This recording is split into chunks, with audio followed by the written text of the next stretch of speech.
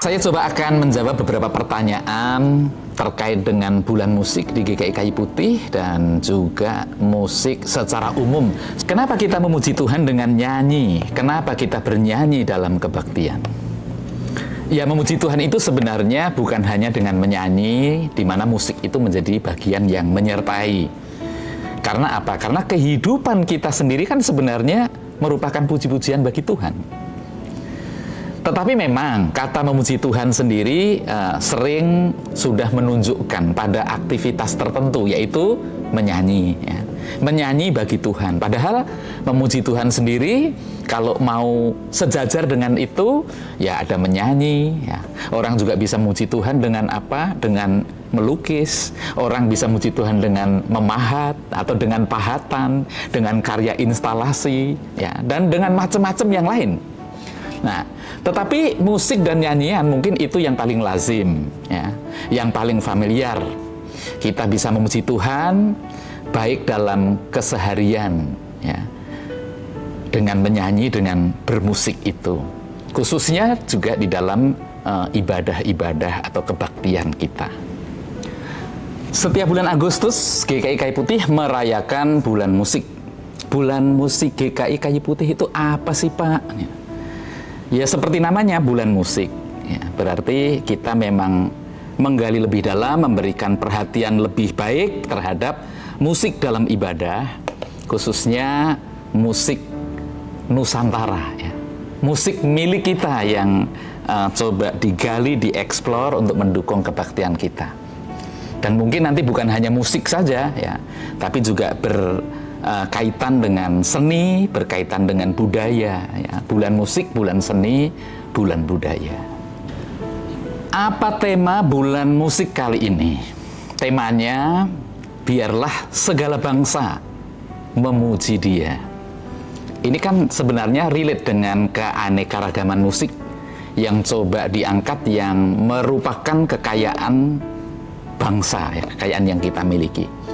Nah, ini ingin mengatakan bahwa memuji Allah itu ternyata bisa dilakukan dengan ya apa yang kita punya, bukan hanya dengan apa yang mereka punya, ya. Tahu ya, maksudnya mereka punya itu yang seringkali sekarang menjadi kiblat dari musik kita dan musik gereja kita.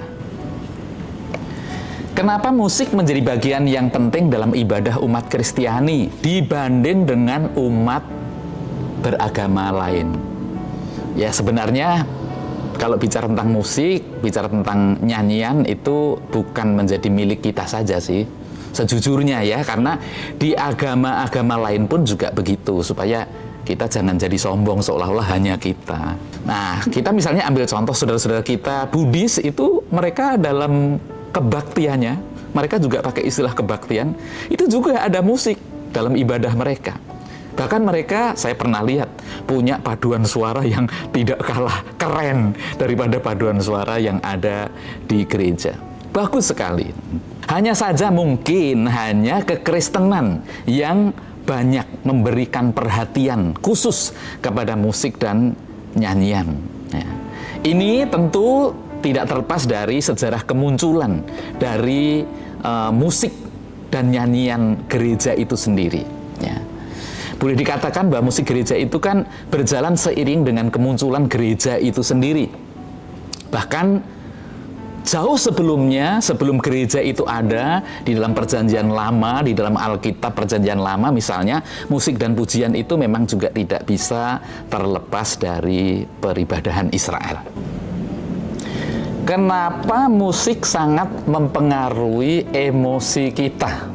Sebenarnya kalau kita sadar ya bahwa tubuh kita ini kan terdiri dari banyak panca indera. Kita misalnya menerima makanan lewat mulut, menerima suara bunyi lewat telinga kita, ya. Menerima aroma lewat hidung, lalu menerima apa? Refleksi dari sebuah objek itu dengan mata kita. Jadi indera kita itu bermain. Kebahagiaan mulut barangkali ya itu diperoleh dari makanan. Kebahagiaan telinga itu diperoleh dari bebunyian suara-suara yang indah. Kebahagiaan dari hidung yaitu tadi ya melalui wangi-wangian parfum, atau mungkin juga kita sering memakai aromaterapi ya. Kebahagiaan mata ya melalui objek yang indah, melalui lukisan misalnya, melalui pemandangan alam dan sebagainya. Dan semua itu sangat berpengaruh kepada emosi yang kita rasakan. Kenapa? Kita bisa nggak marah gara-gara makanan tidak enak? Kita bisa kesel gara-gara telinga kita mendengar bunyi-bunyi yang bising. Kita gemes ketika kita mendengar ada orang nyanyi suaranya fals, betul nggak? Ya. Kita bisa pusing karena apa? Kita mencium bangkai yang tidak sedap. Ya. Jadi apa yang masuk ke dalam indera kita itu ternyata sangat berpengaruh pada emosi yang kita rasakan. Bayangkan kalau kita melihat film horor ya. Jadi mata kita melihat film horor. Ya. Lalu kita mendengar ada suara-suara yang seram. Lalu pada saat itu ada bau yang kurang enak gitu. Pasti itu berpengaruh pada perasaan kita kan? Kita bisa menjadi, kita merasa gelisah, kita merasa ngeri dan sebagainya. Nah, begitupun juga dengan musik ya. Musik itu juga sangat berpengaruh dengan emosi kita. Lalu, apakah Tuhan menggunakan musik untuk berbicara dengan kita? Oh, itu sudah pasti ya. Kehadiran Tuhan itu bisa kita rasakan, Tuhan terasa dekat ya. Lewat apa? Lewat musik yang kita dengar. Kita bisa merasakan bahwa Tuhan itu datang memberikan kepada kita kekuatan melalui apa? Melalui syair-syair yang menyertai apa yang kita nyanyikan. Ya. Musik yang sesuai, ya, itu menjadi sesuatu yang bisa memberikan kepada kita kekuatan, ya, bisa meneguhkan kita. Nah, itu sebabnya disitulah firman Tuhan itu berbicara kepada kita melalui musik. Apakah Alkitab menceritakan tentang tipe musik apa yang seharusnya kita dengarkan sebagai orang Kristen? Nah, tentu saja Alkitab itu hanya menyinggung tentang musik, tentang tipe musik yang ada pada zamannya, yang ada pada masanya. Dalam Alkitab kan kita tidak pernah ya disebut di sana, pujilah Tuhan dengan piano, kan nggak ada. Pujilah Tuhan dengan gitar, dengan violin, kan nggak ada. Pujilah Tuhan dengan musik klasik, dengan apa? Musik yang lain, ya. Gregorian, musik pop, musik rock bahkan. Tidak ada. Belum ada di zamannya. Mungkin dibayangkan pun juga tidak pernah. Tetapi yang dikatakan apa? Pujilah Tuhan dengan tiupan sangkakala. Pujilah Dia dengan gambus dan kecapi. Pujilah Dia dengan rebana, dengan tari-tarian, dengan permainan kecapi, dengan permainan seruling, dengan ceracap yang berdenting, dengan ceracap yang berdentang. Itu kan nama-nama alat musik pada zamannya. Dan tentu iramanya pasti tidak seperti musik yang kita dengar di musik gereja sekarang kan. Mungkin musik-musik yang agak ke padang pasiran seperti itu. Lalu seiring dengan berjalannya waktu, dengan berkembangnya zaman, muncul kan alat musik yang lain, muncullah genre musik yang lain. Dan apalagi ketika kekristenan itu terus berkembang, lalu muncullah hal-hal yang baru yang tentunya makin memperkaya apa yang sudah, apa yang pernah ada. Dan itu menjadi sebuah kekayaan bagi gereja saat ini dan ke depan. Apakah kita boleh memuji Tuhan menggunakan genre lagu rock, rap, atau jazz? Pantaskah genre-genre itu digunakan dalam gereja? Sebenarnya kalau kita bicara tentang musik gereja, itu kan memang tidak bisa dilepaskan dari sejarah kemunculan musik itu sendiri. Di saat-saat awal gereja berdiri, musik yang dipakai untuk mengiringi ritual dalam ibadah gereja tentu tidak seperti musik, bahkan musik gereja saat ini. Nah, setelah Injil diberitakan kepada bangsa-bangsa, mulailah di sana terjadi interaksi dengan bangsa-bangsa lain, Begitupun juga musik-musiknya pun berinteraksi. Ya. Nah, kita tahu bahwa gereja itu berkembang pesat. Kapan? Setelah masuk ke belahan dunia Eropa ya, yang memiliki alat musik dan gaya bermusik tersendiri. Nah, saat itu kan banyak diciptakan lagu-lagu gereja dengan memakai aransemen-aransemen yang boleh dibilang itu sebenarnya terlepas dari gereja pada saat-saat awal berdiri, beda. Dan menariknya, akhirnya ini yang dijadikan kaidah ya untuk menyebutkan dirinya sebagai musik gereja. Gitu. Dan ingat bahwa orang Eropa itu kan yang memang pertama-tama akrab menggaungkan adanya standarisasi. Nah, di luar standar itu maka dianggap sebagai sesuatu yang keliru. Ambillah contoh misalnya standarisasi nada itu ada di nada A ya, di frekuensi 440 Hz. Itu dijadikan acuan internasional itu. Nah, kalau ini yang dijadikan acuan mutlak, maka apa yang terjadi? Alat musik tradisional dan berbagai alat yang lain di belahan dunia ini ya tidak akan pernah sesuai dengan standar, tidak akan pernah memenuhi syarat. Gamelan itu nggak ada standar gitu ya. Pakai ilmu kira-kira ya. Seruling daerah itu tidak ada yang namanya standar, itu juga pakai ilmu kira-kira. Nah, tapi kita tidak pernah berpikir bahwa apa yang tidak standar itu ternyata sudah sedemikian lama digunakan, ya, dihidupi, dinikmati oleh begitu banyak orang. Nah, maka dalam arti tertentu, keharusan itu sebenarnya bisa nggak dikatakan sebagai penjajahan. Keharusan itu menindas. Karena apa? Karena meniadakan eksistensi dari budaya yang tumbuh ya sesuai dengan apa yang ada dalam masyarakatnya, sesuai dengan fitrahnya gitu. Dan hasilnya apa? Kita dulu kan pernah ya dijajah dengan senjata. Kita pernah dijajah karena alasan ekonomi.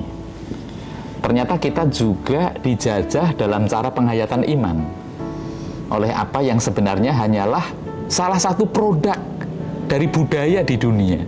Jadi yang dijadikan standar itu kan produk budaya di dunia. Nah, salah satu. Dan kita pun juga dijajah dalam hal tadi, standarisasi nada, termasuk standarisasi musik gereja. Nah, maka kalau sekarang kita mau mulai menggali budaya kita sendiri, itu sebenarnya merupakan bentuk dari pembebasan ya, dalam menghayati, dalam mengekspresikan cara kita beriman. Dan puji Tuhan, GKI saat ini berada pada alur itu. Karena bicara tentang gereja, itu kan sebenarnya kita tidak hanya bicara tentang masa lalu. Katanya kita berbicara tentang gereja yang ya. Kalau itu ya dulu, sekarang, sampai ke depan gitu ya. Jadi gereja bukan hanya berhenti kepada titik yang terjadi di masa lalu. Kemunculannya memang betul dalam sejarah. Ya. Tapi gereja terus berkembang, gereja hadir sampai saat ini, di sini. Gereja juga akan datang ya dengan segala kemungkinan yang akan terjadi di depan. Ya. Apa benar ada musik yang lebih pantas untuk mengiringi di gereja? Seperti, ya, berarti ada yang nggak pantas ya. Seperti kalau band itu kurang bagus ya. Kalau klasik itu lebih cocok. Itu. Nah, sebenarnya dengan penjelasan yang di atas yang sudah saya sampaikan tadi, tidak bisa kita menyebut ya musik gereja itu hanya melulu ya, seperti apa yang diwariskan oleh sejarah masa lalu. Pertanyaan mana yang bagus dan mana yang tidak bagus, mana yang pantas dan tidak, itu kan sebenarnya pertanyaan yang sulit dan tidak perlu untuk dijawab. Karena apa? Musik itu adalah produk dari budaya manusia. Tidak ada kan musik yang tiba-tiba jatuh dari surga, lalu kita tinggal menangkap dan mengatakan, inilah musik surga, kan tidak begitu. Musik itu ada di tengah-tengah dunia sebagai hasil cipta karya dan budaya manusia, tetapi itu, talenta itu dikaruniakan oleh Allah. Ya. Yang muaranya tujuannya adalah untuk menyembah Tuhan. Mau itu musik apalah, mau musik pop, musik band, ya, musik klasik, blues, rock, jazz, rap dan sebagainya, ya, itu juga musik gereja. Bisa maksudnya ya, bisa disebut sebagai musik gereja. Karena apa? Kita konsisten. Musik itu wahana, musik itu adalah kendaraan, ya, kendaraan yang dipakai untuk menujunya adalah untuk memuliakan Tuhan. Nah, pertanyaannya, siapa yang memakai? Itu yang penting. Ya. Siapa yang menggunakan? Siapa yang menumpangi? Itu yang penting. Memang ada yang mengatakan bahwa musik rock itu seringkali banyak berisi hujatan kepada Tuhan, pemujaan kepada setan dan sebagainya. Nah, itu sekali lagi menunjukkan bukan musiknya kan, ya, tetapi orang yang memakai, orang yang memanfaatkan musik itu. Dan jangan juga dikira bahwa apa yang disebut sebagai musik gereja itu juga harus diuji, bahwa muatan yang disampaikan itu adalah sesuatu yang baik atau tidak baik. Ya. Banyak kok musik-musik kontemporer misalnya ya, yang ternyata muatan teologisnya itu tidak bisa dipertanggungjawabkan. Itu sebabnya bagaimana pesan yang ingin disampaikan ya, dalam nyanyian yang diiringi oleh musik itulah yang harus diuji, yang harus dikritisi, ya. Tetapi musiknya sendiri sebenarnya adalah musik yang sangat universal, gitu ya. Musik yang berlaku bagi semuanya, dan GKI sebenarnya ada di dalam satu prinsip itu, ya. Bagaimana kita menghargai tradisi, ya, apa yang sudah diwariskan tadi oleh kekristenan di masa lampau, bagaimana kita menghargai tradisi yang mana? Tradisi kita sendiri sebagai masyarakat yang memiliki budaya sendiri, dan juga menghargai tradisi tetapi juga menerima dan mengembangkan inovasi, ya. Makanya di kita kan ada lagu-lagu yang lama, ya, tetap kita pakai, ya. Ada lagu-lagu etnik kedaerahan yang mulai diberi ruang dan kita pakai, termasuk juga lagu-lagu masa kini. Dan karena itu terkait dengan musik dan pujian dalam jemaat, maka satu, pesan itu penting. Pesan itu penting. Kemampuan untuk bisa membawakan pujian dengan mudah, ya, itu juga perlu dipertimbangkan, karena ini namanya nyanyian jemaat, ya. Dokumentasi, ya, sebagai hasil dari proses menguji, mengkritisi, itu juga perlu, ya, didokumentasikan dengan baik, ya. Sebab kalau musik dan pujian apa saja nanti diterima tanpa menguji, tanpa mengkritisi, itu pasti juga akan menimbulkan persoalan teologis yang lainnya lagi. Nah, itu sebabnya hingga saat ini sebagai gereja kita memakai konsensus, ya, persidangan gereja untuk memastikan pujian yang bisa dinyanyikan dalam ibadah kita, yaitu puji-pujian yang bisa dipertanggungjawabkan secara teologis, ya, bukan hanya menyangkut pertimbangan praktis, ya, pertimbangan teknis, apalagi mungkin ada puji-pujian yang diciptakan untuk pertimbangan ekonomis. Gimana sih cara aransemen lagu gereja jadi genre atau nuansa tertentu? Semoga jawaban yang diharapkan bisa sesuai. Ini terus terang saya bukan ahli, ya, apalagi ahli segala musik gitu. Saya hanya suka bagaimana memperhatikan, ya, karakteristik yang ada di genre-genre musik, khususnya musik tradisional. Saya tertarik melihat itu, dan di situ saya coba mencerna, ya. Di situ saya coba menganalisa, lalu mengambil kesimpulan, lalu coba-coba untuk mempraktekkan. Nah, saya juga senang mengeksplorasi mencoba-coba kalau begini bagaimana ya, kalau begitu bagaimana ya. Nah, salah satu yang saya eksplorasi itu adalah suling. Suling yang ada banyak suling, tetapi ada istilah prinsip frekuensi modulasi yang kira-kira itu membuat antar nada itu bisa saling berkelindan ya, sehingga menimbulkan satu efek ya, seperti rintihan, seperti jeritan. Dan itu saya coba-coba eksperimen dengan sengaja menaikkan seperempat nada pada suling saya, sehingga ketika ditiup bersama-sama ternyata itu bisa menimbulkan efek yang berbeda. Ada satu soul tertentu yang berbeda. Nah itu kan hasil dari menganalisa, hasil dari mengamati, hasil dari mengeksplorasi. Nah, saya rasa kalau mau mengaransemen musik gereja yang terkait dengan genre-genre musik etnik misalnya, ya kita mesti, atau musik yang lain sekalipun, ya kita mesti banyak mengeksplorasi, mengamati dan sebagainya. Nanti kita akan terinspirasi. Apa yang ingin Bapak sampaikan ke orang-orang yang seringkali merasa gak connect saat memuji Tuhan karena mereka merasa gak suka dengan gaya bermusik yang dimainkan di gereja?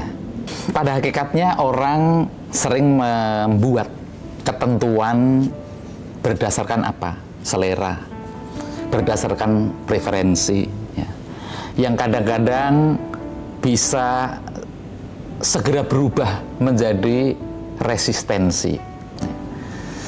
Kita cenderung menolak apa yang menurut kita, wah itu bukan diriku.